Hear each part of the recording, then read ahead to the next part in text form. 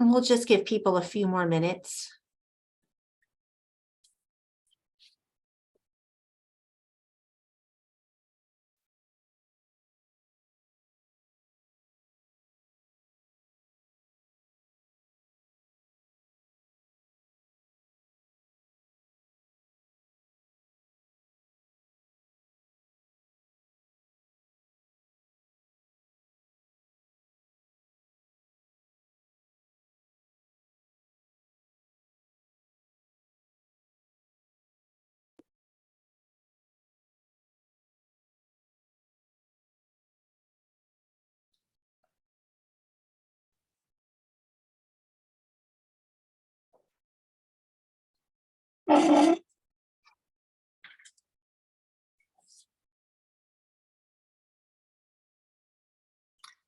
I think you could probably go ahead.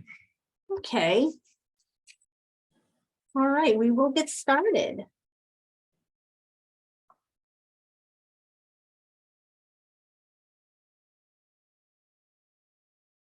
Okay, I'm not sure. Someone says they can see the transcript.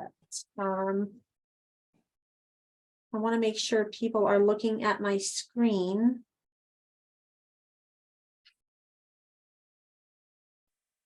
There's a thing that says live transcription, closed Yes, captioning has been has enabled. enabled that. So I think that's what they might be talking about. okay. All right, everybody, welcome. We are here today with some of our panelists, and we are going to talk a little bit more about hypertension. But first, my name is Wendy Brunetto. I'm the manager of population health here at Yale Health, and I am pleased to welcome you all today. During this class, you're going to learn about high blood pressure and how to prevent complications associated with it. You'll also learn a little bit more about taking your home blood pressure reading if you are interested, as well as other lifestyle changes that you can do to eliminate your risk or help lower your risk rather. So we're joined by three panelists who will be presenting today. Dr. David Smith is one of our internists in our Department of Internal Medicine. Dr. Alina Liang is one of our pharmacy residents, and Elisa Sherbin is a registered dietitian and a chronic disease educator. So we've allotted time today for questions and answers afterwards. So if you have any questions, just go ahead and put them in the chat, and then I will get to them at the end. Okay, so let's get started with Dr. Smith. Hello, everybody. Thanks for coming. February is Heart Health Month, which is why we're holding this webinar. And of course, today is Valentine's Day, so another heart tie-in. So I'm going to talk a little bit about high blood pressure. High blood pressure is, or hypertension, is when your blood pressure, which is the force of the blood pushing against the walls of your blood vessels, is consistently high. About 1 in 3 adults in the US have high blood pressure, and many don't even know they have it. Go ahead. The signs and symptoms, a lot of times there are no signs or symptoms of high blood pressure, which is why you may not know that you have it, so you need to get it checked. I think, many people know this is hypertension, and I've had patients think that it's named hypertension, so it really relies on them being very hypertense or hyper stressed out. And certainly that's a contributing factor, but you may not experience stress-like symptoms like nervousness, sweating, difficulty sleeping, or facial flushing. Most of the time, you don't even know you have it. Go ahead. Oops.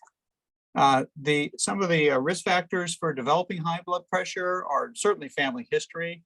If your parents or other close relatives have it, you're more likely to get it. Age, the older you are, the more likely you are to have it.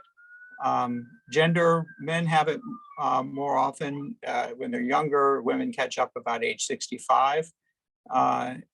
Weight is a factor in high blood pressure, and conversely, losing even a small amount of weight can help to lower blood pressure. Kidney problems, and here's one thing that a lot of people may not know, that hypertension or preeclampsia during pregnancy, well, that goes away after pregnancy. it does increase the risk of hypertension and cardiovascular disease later in life. So if anybody's experienced that, they might be on guard for hypertension later. Basically, we diagnose blood pressure. Probably most people know this. With a blood pressure cuff, it's put around the upper arm, inflated. Then either we listen to the brachial artery in the arm, and the cuff will stop the blood flow. We release the pressure and then listen to when the heartbeat starts and then when it stops for the upper and lower numbers.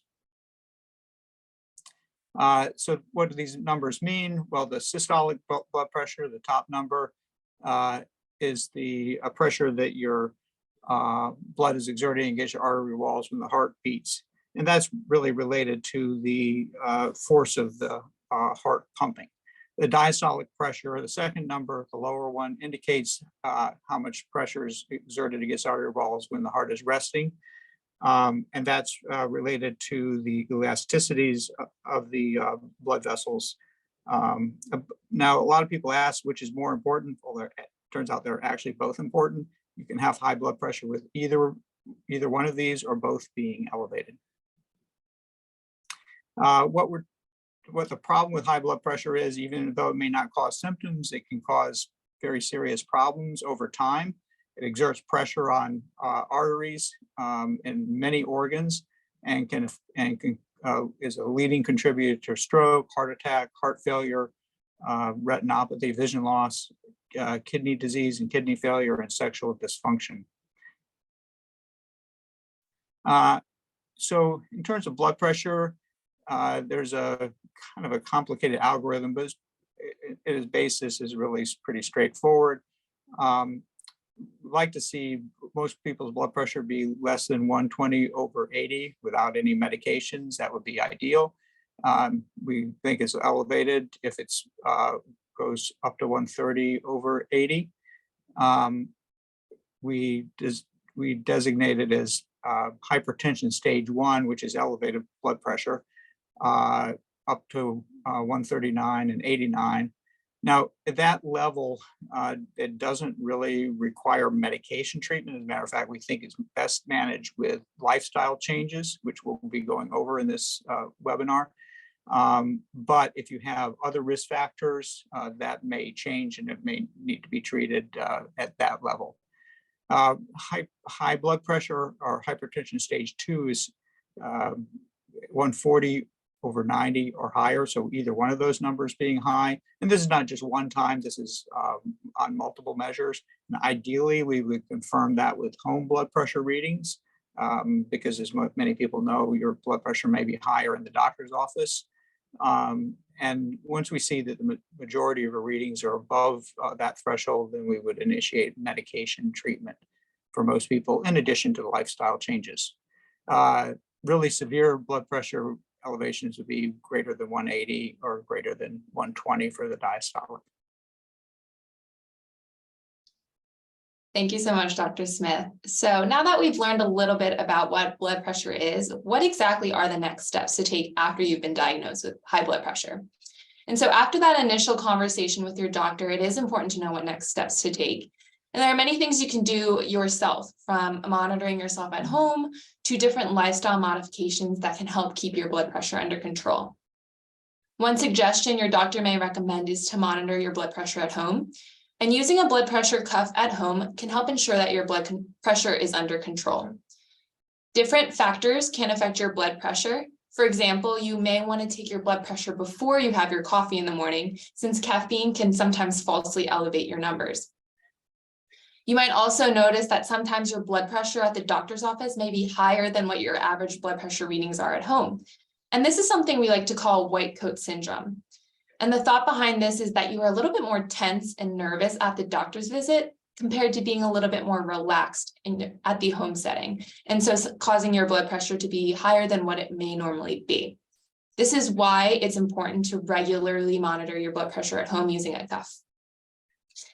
Other things like diet and exercise can also play a role in blood pressure, and your doctor may factor in lifestyle changes such as a healthier diet or more frequent exercise, in addition to starting a blood pressure medication to keep it under control. However, if lifestyle changes aren't enough, we can sometimes add on medications to help control your blood pressure.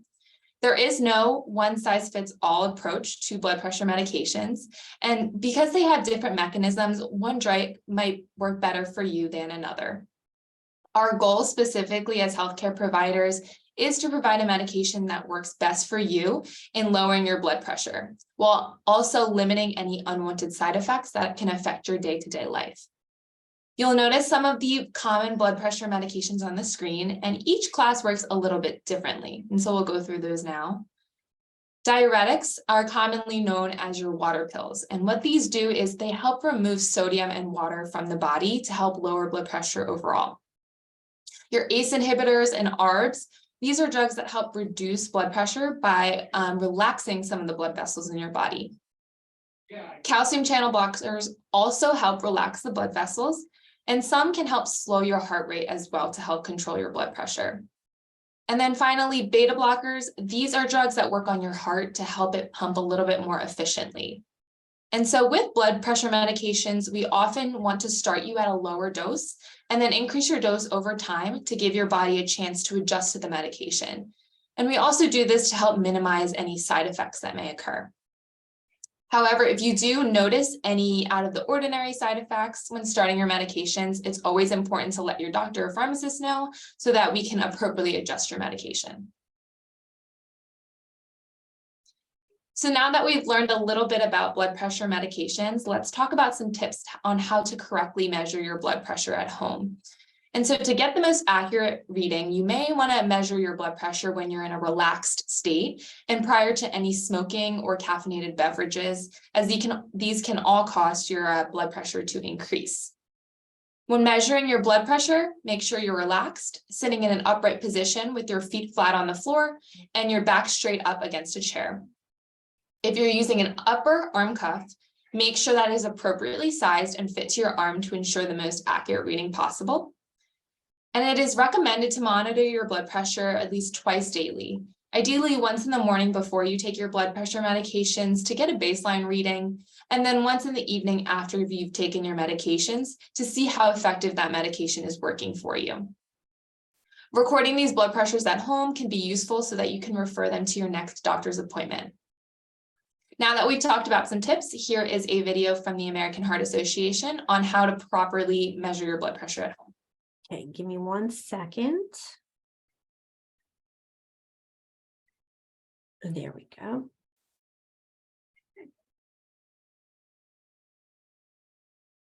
Okay, let's have a real talk about blood pressure. Do you monitor yours regularly? It's something everyone with high blood pressure should do, but it's something most people don't know how to do. Uh-oh.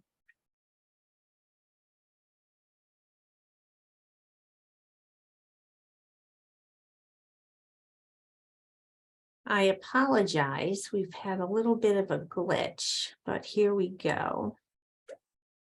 No, we don't want you. Ignore him. Spanish 21, Haitian blackjack, touchdown blackjack. Okay, let's have a real talk about blood pressure. Do you monitor yours regularly? It's something everyone with high blood pressure should do, but it's something most people don't know how to do correctly. Checking your blood pressure regularly will help let you know if you have it under control. It will also help you start to understand which factors are putting you at high risk for stroke and heart attack. Before I get to that though, I just want to stress one thing. If you have high blood pressure, you should You may need to reshare your screen so we can see it. be checking it out. For most people, taking your blood pressure twice in the morning and twice in the evening, even just for a week, will help you and your doctor get a better understanding of your blood pressure. For morning readings, it's best to take those before you take your blood pressure medication. It's also very important to avoid exercise, caffeine, or tobacco 30 minutes prior to that thing, since those can affect your levels. Now, let's move on to talk about the proper way to measure your blood pressure at home. Nearly half of those in the U.S. have high blood pressure and are at high risk for stroke and heart attack. So self-measuring is one of the easiest ways to be proactive about our health. Here I have my blood pressure monitoring device. It's easy to use and it helps me get an accurate reading. Be sure to get an automated device with an upper arm cuff. That's the type doctors recommend. The first thing you want to do is find a quiet place to sit when your back is in an upright, stable position. A dining room chair is great. You want to make sure the chair isn't too soft so your body is fully supported. Sit with your feet flat on the floor and don't cross your legs or ankles. If you need to use the bathroom, make sure you go before you do your reading. Next, rest your arm on a flat surface with your palm facing up. Place the blood pressure cuff on your bare upper arm just above your elbow. Your arm should be relaxed and resting so the cuff is at the same height as your heart. Now rest quietly for 5 minutes before taking the first measurement. Avoid talking while taking your blood pressure measurement.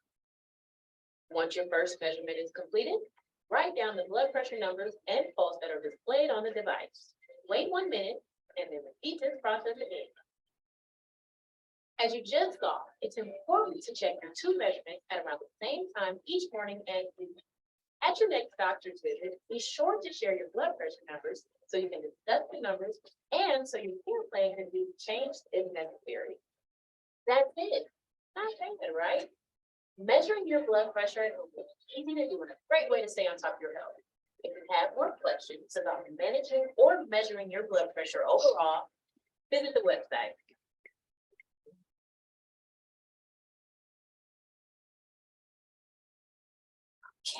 Give me 1 second just to Let's go walk through how back. to properly No, take a blood pressure reading at home. you don't. Self-measuring at home is the easiest way to be proactive about your health. And with our remote, Okay, just give me 1 second. I have to get back into our presentation mode.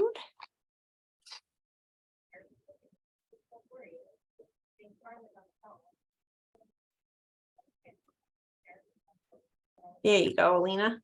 Fantastic. Great. So now that we know how to properly take our blood pressures at home, there are also ways that we can share these numbers with your providers to keep them up to date. And so the first thing you'll do is you'll log into MyChart. You'll click on the Health tab shown here at the top. And then under the Medical Tools section on the right, click the section that says Track My Health. Under this tab, you'll find a section that says Blood Pressure Flow Sheet, and you'll find an easy way for you to track your blood pressure readings at home. And then these readings will be available in MyChart for your provider to see so that they can make sure you're doing well and that your readings are within range at next visit. Perfect. Thank you, Alina. Now we're going to talk a little bit about our heart healthy diet. So Elisa, you can take it away. Great. Thanks, everyone, for being here. I'm Elisa Sherbin. I'm a dietitian at Yale Health, so I may have met some of you. And today I just want to talk a little bit about managing your blood pressure through dietary and lifestyle approaches. So here's just some basics, and then we'll talk a little bit more specifically about the DASH diet. So the things you want to really focus on including in your diet are fruits and vegetables and whole grains, as well as nuts, seeds, and legumes. So you want to focus on really a plant-based diet. Plant-based food supply are rich in antioxidants, anti-inflammatory effects. They improve your vasodilation, so how your arteries expand and dilate, and they improve your insulin sensitivity. They also decrease your blood thickness or viscosity. So plant foods really offer a lot in terms of a healthy blood pressure and lower your risk of heart disease. And as far as animal products, you certainly don't need to include animal products. Eating an entirely plant-based diet is fine, but if you choose to include animal products, sticking with the leanest sources like skinless poultry and fish. Also for oils, focusing on non-tropical vegetable oils, which essentially means limiting things like palm oil or coconut oil, which are tropical oils that are saturated. So you can even see when you look at coconut oil that it's solid at room temperature. So we want to really limit saturated fats. But of course, you want to limit the amount of added oils no matter what. So no matter what kind they are. And then overall, you want to limit foods that are high in saturated and trans fats. These would be things like red meat, cheese, full fat dairy, processed and cured meats. Those are some of the biggest sources of saturated fat in our diet. Also limiting added sodium, which is going to come from many different foods, but mostly from actually eating out and eating processed foods. That's where we get the majority of the sodium, which we'll talk more specifically about. Limiting also sweets and sugar sweetened beverages is also an important approach for managing blood pressure. Okay, so I want to talk more specifically about the DASH diet. The DASH diet's been around for many years. It's well researched and proven to improve blood pressure. So it stands for Dietary Approach to Stop Hypertension. And essentially, this is a plant-based diet. It focuses primarily on fruits and vegetables, as well as whole grains. It also includes regular intake of nuts, seeds, and legumes. And then, like I mentioned earlier in the last slide, the protein that is part of this diet is lean protein. And it's overall a diet that's low in saturated fat and cholesterol, which is good for heart health. And some of the key nutrients the DASH diet supplies that's important for blood pressure is potassium, calcium, and magnesium. So those are three nutrients that help kind of relax your arteries and reduce blood pressure or keep blood pressure in a healthy range. So there's some important foods that supply those nutrients that we'll talk about. The best effect from the DASH diet is when you also limit your sodium intake to about 1,500 milligrams a day. Now, that is not an easy thing to pull off, as most Americans consume more than double that amount in a typical day. So it takes some effort and some thought and planning to avoid that kind of, that intake. So just to kind of get into some of the servings per day in the DASH diet. So grains, which ideally are mostly whole grain, because those are going to supply more of those nutrients like magnesium and potassium and fiber. So you want to include a couple of servings with each meal. That could be a slice of bread or a cup of cereal or a half a cup of rice, pasta, or potato. So those are grains or starches that you might include in a meal.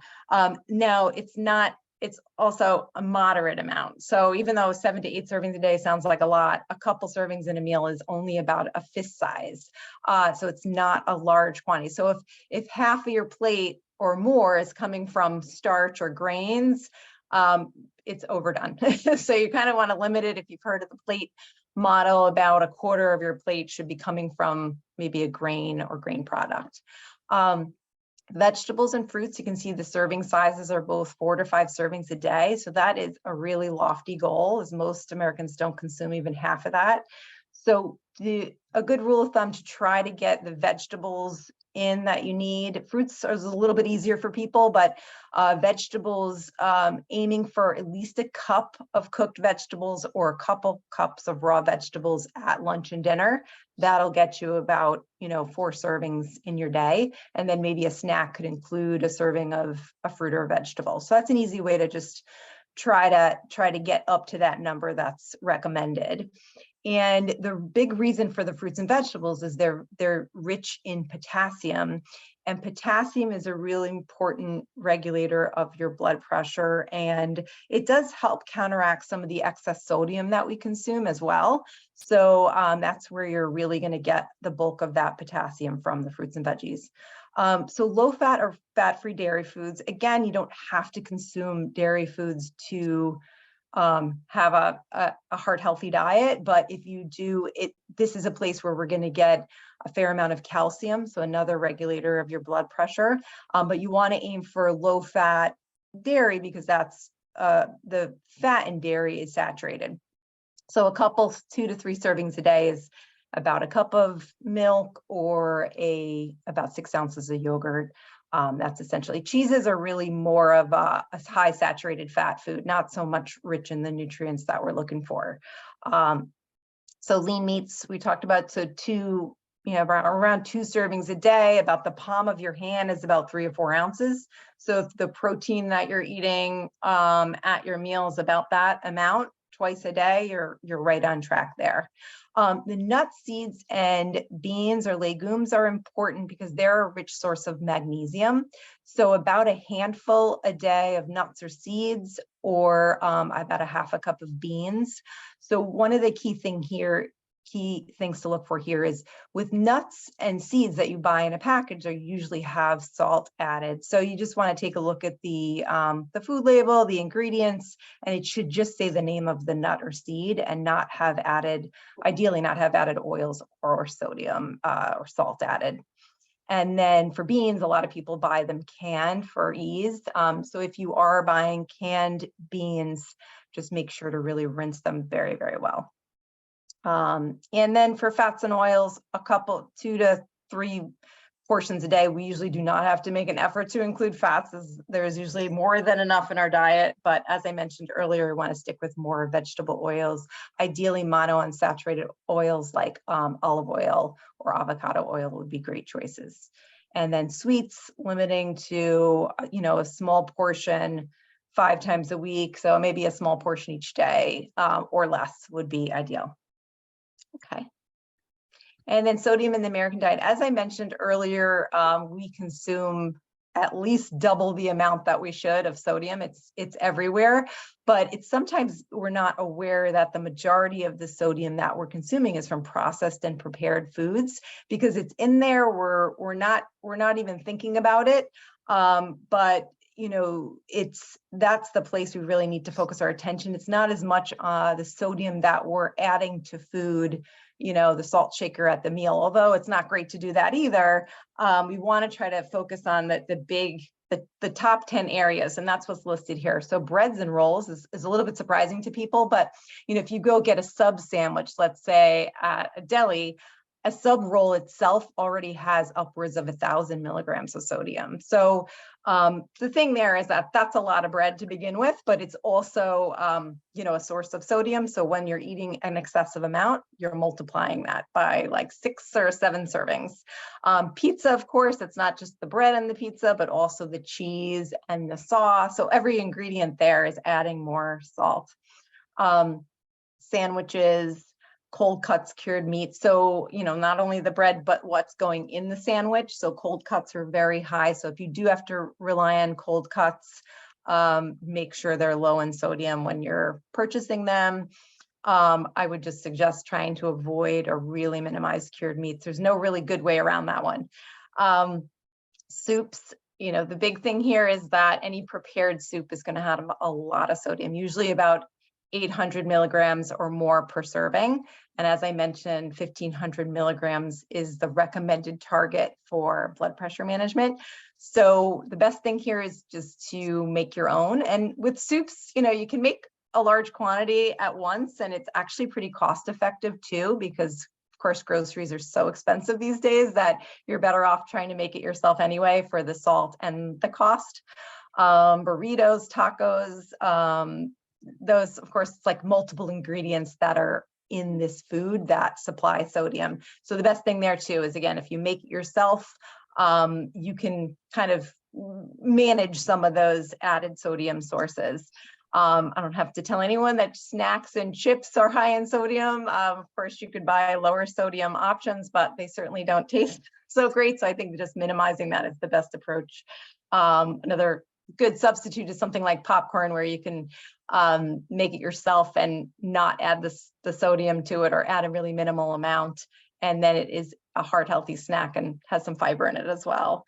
And when it says chicken here, that's really prepared chicken dishes. Probably when you're eating out, that's where they have probably found that. Chicken that you purchase and prepare at home does not have sodium, or does not have an excessive amount. I already talked about cheese, and then eggs and omelets also. It's like what you're adding to it. So an egg itself is not necessarily a high sodium food, but when we've added all the other ingredients, that's when we run into trouble. Okay. All right. So, in addition to some of these dietary changes, Really thinking about physical activity, as physical activity is, really important part of managing blood pressure. You want to aim for about 2.5 hours over the course of a week. And, mostly aerobic type activity is what we're looking for, is that's going to really improve your, the blood flow and keep the arteries healthy. And as well as, reduce or help you manage stress, and then help you with weight management as well. As far as sleep and stress management, those are also important parts of, blood pressure. You want to keep in mind that most adults need about 7 to 9 hours of sleep a night. And maybe thinking about on average how much you're getting, and are you getting close to that? Because chronically not getting enough sleep can certainly impact your blood pressure. There's also other conditions like sleep apnea, which can contribute to high blood pressure. And then for stress, there is some link to stress and blood pressure. It's not really well defined, but certainly linked to cardiovascular health. So with stress management, if that's something you want to kind of address, there's many resources at Yale. You can go to Being Well at Yale, that are health website, and you can look under programs, and there's stress management resources, including mindfulness meditation programs that are going on regularly. So I would definitely encourage that. Smoking is another big one. The chemicals in tobacco absolutely impacts your heart and blood vessel health. And again, something that's hard to deal with if you're having, if you have long history as a smoker. So through Being Well at Yale, there's some resources for smoking cessation. Again, having a conversation with your primary care provider is a great idea. And then maintaining a healthy weight. So even, if you want to understand sort of where your weight, healthy weight goal is, one way to do that is by understanding your BMI or body mass index. You can certainly find, we have a link to a BMI calculator. You could ask your provider, because you're, likely it's been calculated for you in your chart already. So we could give you that information, but aiming to get close to a healthy BMI. And even just if you have weight to lose, even losing 5% of your weight can make a big difference in terms of blood pressure, blood sugar management, diabetes risk, lots of chronic health issues. And again, we have weight management programs that we offer through Being Well at Yale and through Yale Health. So certainly discuss that with your primary care provider if you're interested in doing that. And so for, general follow-up, seeing your primary care provider at least once a year is a good idea, and having your blood pressure checked at least that frequently as well. And next steps, I don't know if I was covering this, but I'll cover these. So, you could certainly get a home blood pressure monitoring system. It's available at the pharmacy for, a reasonable amount, somewhere around $25. So you could consider that if you had questions. The number is here for the pharmacy. And then if you don't have my chart, consider setting one up so that you could get that blood pressure chart ordered for you, so that you can record through my chart and share that with your provider. And there's also a link to a blood pressure log. Just keeping a log on your own is another option as well. Great, thank you, Elisa. And so just to wrap this part up, here are some resources. If anybody is interested in receiving a slide deck, please let me know. I'll put my email address in the chat. These are live links, so when you click on them, it'll take you to the websites where you can learn more information. So there's quite a few here. And again, if you'd like the slide deck, just let me know. What I'm going to do now is I'm going to stop sharing so we can get to the questions and answers. So we have our first question. Dr. Smith, what is the best time of the day to take your BP meds? That's an interesting question. Most people take it in the morning. And I think it's fine to take any of these BP meds along with other medications. They take in the morning because that's kind of part of routine. So getting into a routine that allows you to do it at the same time every day is good. There is some evidence that taking it, however, at nighttime makes it a little bit more effective in blood pressure control. I think that's weighed against, is that the only medication you're taking at that point in time? So I'd say most of my patients take in the morning, but if you're having a hard time getting the blood pressure, those last few points down, switching it to night might make a difference. Great. And Elisa, where does olive oil sit in the fats and oils category? So that's what I mentioned when I mentioned monounsaturated fat. That's a type of vegetable oil that is the most heart healthy. So we want to aim for ideally monounsaturated fats as the first choice. So that would be like olive oil and avocado oil would be sources there. Perfect.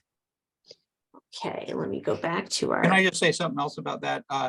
The Mediterranean diet, which is just a way of eating, is not specifically aimed at hypertension, but it is one thing that has been well shown to reduce cardiovascular disease. And one of the cornerstones of that is olive oil.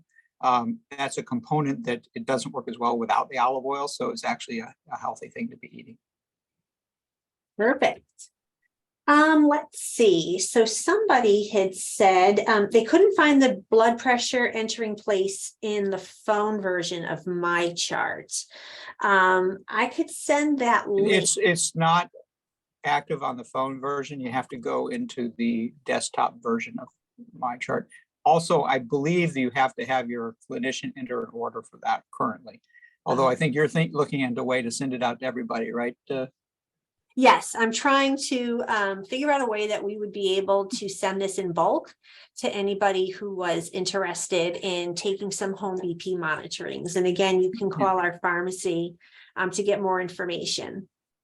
But right now it has to be ordered by your clinician, and it's only on the desktop version, unfortunately. So those are the limitations, but a lot of people are using that. And it's a really great adjunct because a lot of people have high blood pressure in the office, but it's normal at home. We want to be treating the most accurate reading. Right. Thank you. Does anybody else have any questions? I just put my email address in the chat. Oh, we have one. So once you're on a blood pressure medication, is it possible to go off the medication after the blood pressure weight is under control? Yes. So if you've made a significant lifestyle change and, for example, lost a significant amount of weight, we can always either back down on the dose of medications or try coming off of them. This is well supported in some of the initial studies of blood pressure medications, looking at how effective they were. Probably about a quarter to a third of people were able at the end of the study to come off medications without having the blood pressure go up. So I do think, particularly if there's been a significant lifestyle change like loss of weight, it's worth retesting that to see if you need to stay on it. Got you. Okay, so let's see. How to ask my doctor to put the blood pressure, how to put the MyChart, how to order it. Is it just a matter of sending a MyChart message to a provider? If you send a MyChart message in, usually the nurse will be the first person to read that MyChart message, and they can go ahead and put that in. Perfect. Let's see. Is coconut oil not healthy for people who have hypertension? So coconut oil is a tropical oil, so that's a very saturated. And that's, like I said, that an easy way to see, you can look and see that it's solid at room temperature. So that's not recommended in large quantities. You're better off with liquid vegetable oils that are liquid, especially olive oil. Got you. Okay. I am taking Herbestin, forgive me if I can't pronounce that, and I'm not very well controlled. So what is a better drug? That might be for Alina. Yeah. Yeah, absolutely. So the one thing we do want to consider with that medication is, are you on the highest dose, or are we optimizing your dose? And so sometimes, your doctor will take a look at your blood pressure and increase your dose.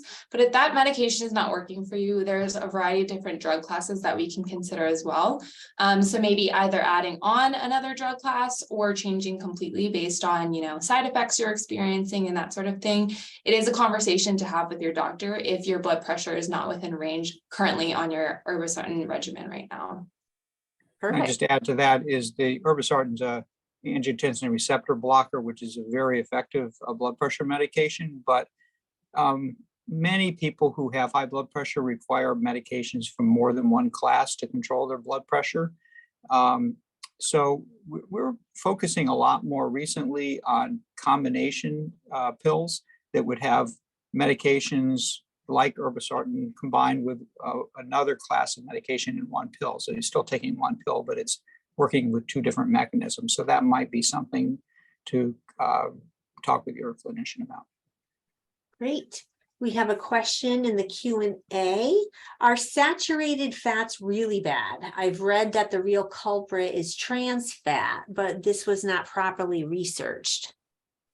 So trans fats are definitely something you want to avoid entirely. Saturated fats are probably unavoidable as they're in some foods in some amount. Mostly they're found in animal foods, especially, like I said, the meats, red meat, full fat dairy, some of the, like I was mentioning, the tropical oils. Those are the ones you want to limit the next most. So trans fat certainly out, and then saturated fat, a moderate amount, maybe 10, 15 grams a day would be a good target. And you will see saturated fat listed on a food label. So if you wanted to get an idea of how much something had, you could certainly look at the label.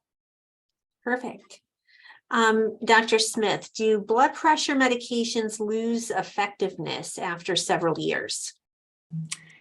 I don't think they do. I think what happens is, like with most medical conditions, it's a little bit progressive, so that your underlying condition gets a little bit worse over time.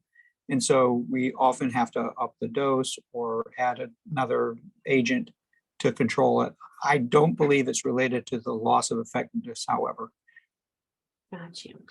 And then we have a comment, just when taking BP at the clinic, a nurse often puts the cup over a shirt sleeve.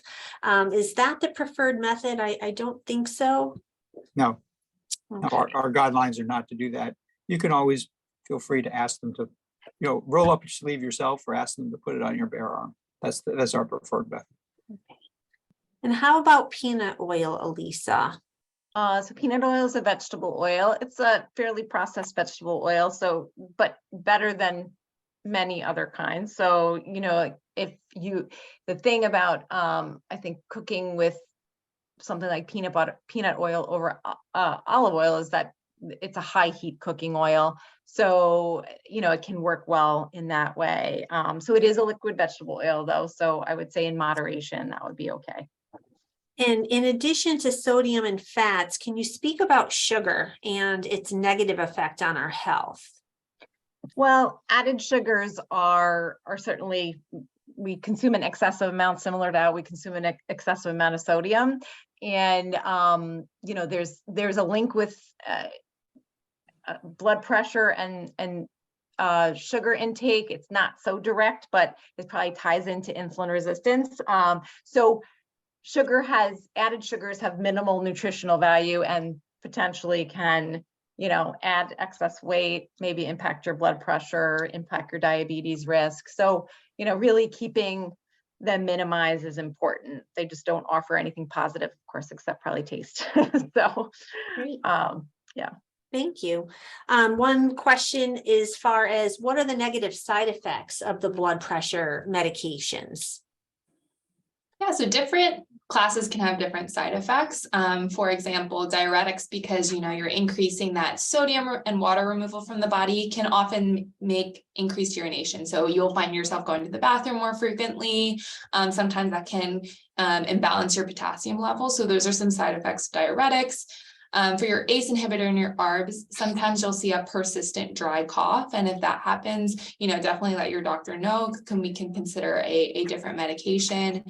Calcium channel blockers, sometimes they can cause some swelling or maybe fatigue and tiredness, as well as with beta blockers too. You can see some of that tiredness. So in general, some, overall side effects, but it is important to let your doctor know if you're experiencing something that is affecting your day-to-day life. Great. Dr. Smith, we have a question about the recent changes and what the target BP should be. And based on the concern of the side effects to the medications. Right. There's been some good research on the optimal blood pressure control. There were two major studies, the SPRINT study and the STEP study. All these things have acronyms nowadays, particularly cardiovascular studies. And they showed that treating to a lower target than we've been traditionally doing improves outcomes. So, for example, getting down to a target of somewhere around 130/80, which is our current recommended target, reduces the chance of heart attacks and cardiovascular death by 25% over a target of 140/90, which is what we have been using. So we can reduce these important outcomes by 25% by going down by 10 points. So you're going to see your clinicians. We've just adopted these. This is something that's been adopted by American Heart Association, American College of Cardiology, and by our health system. So we've just adopted these changed targets. And so you're going to see your clinicians talking to you about this. Now, what that often means is upping the dose of the blood pressure medications, giving a combination pill or something like that to get it to target. I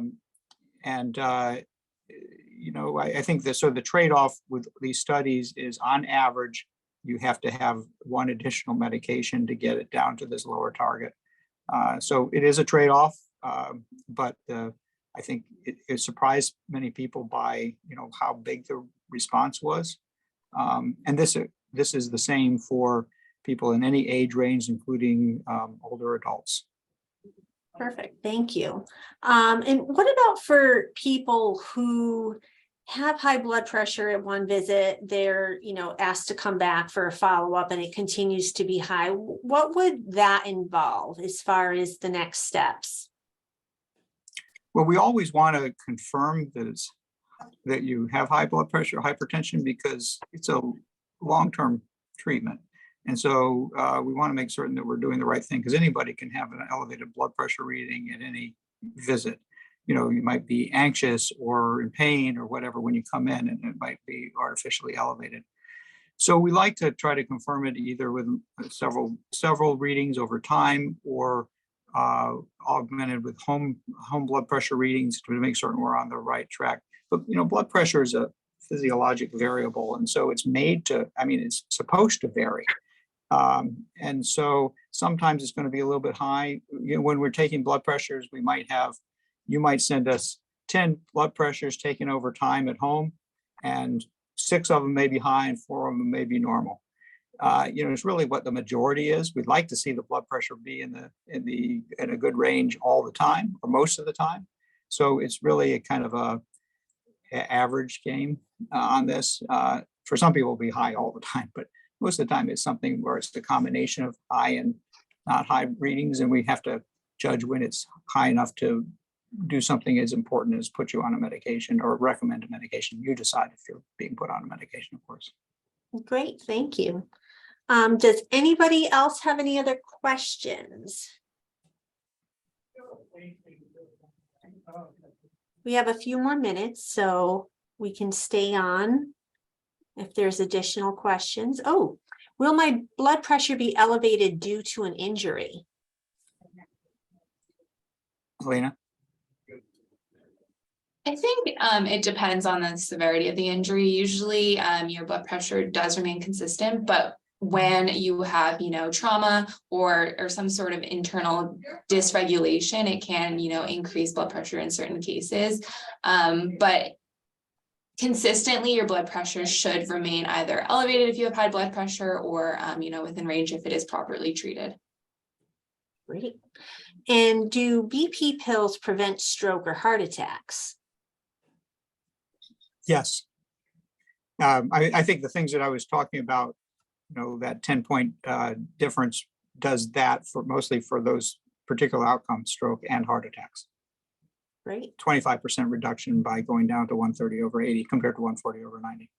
And the higher you start, the more benefit you get as well.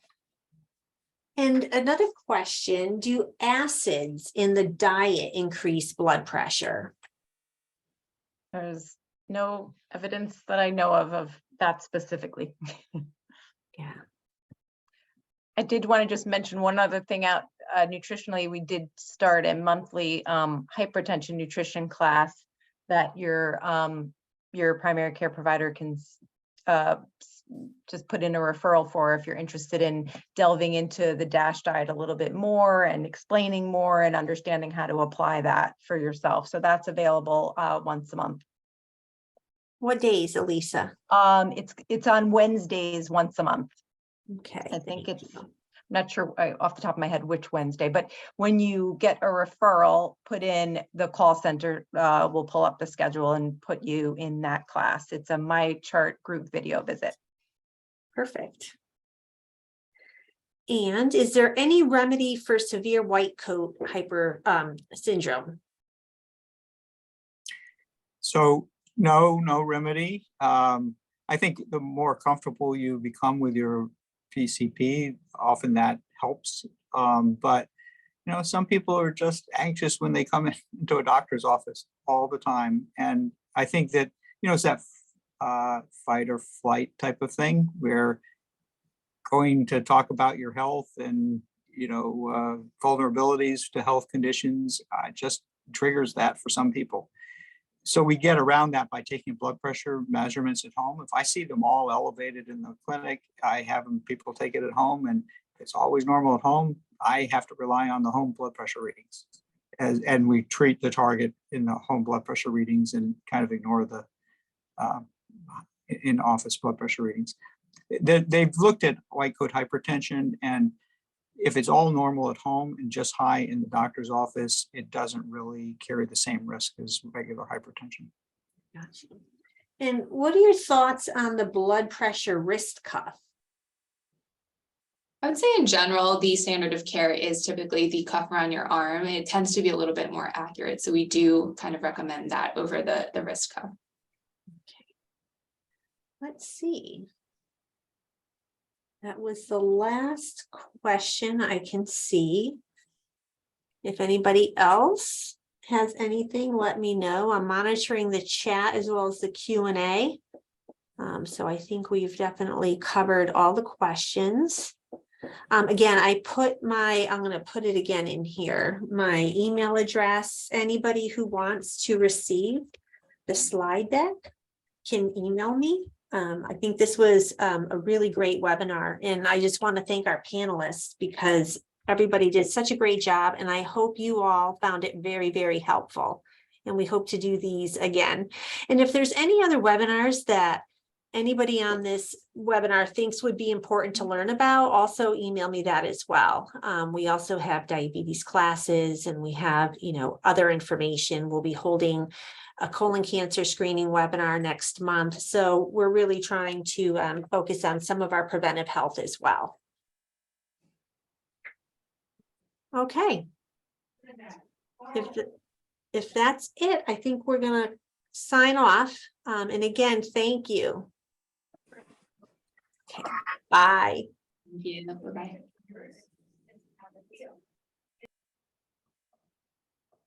That went good. Yeah, that's so. Thank you. Thanks for you. hosting. Sure. Bye. See you tomorrow, I think, right? Yes. Yep. Our meeting. Perfect. Thank you.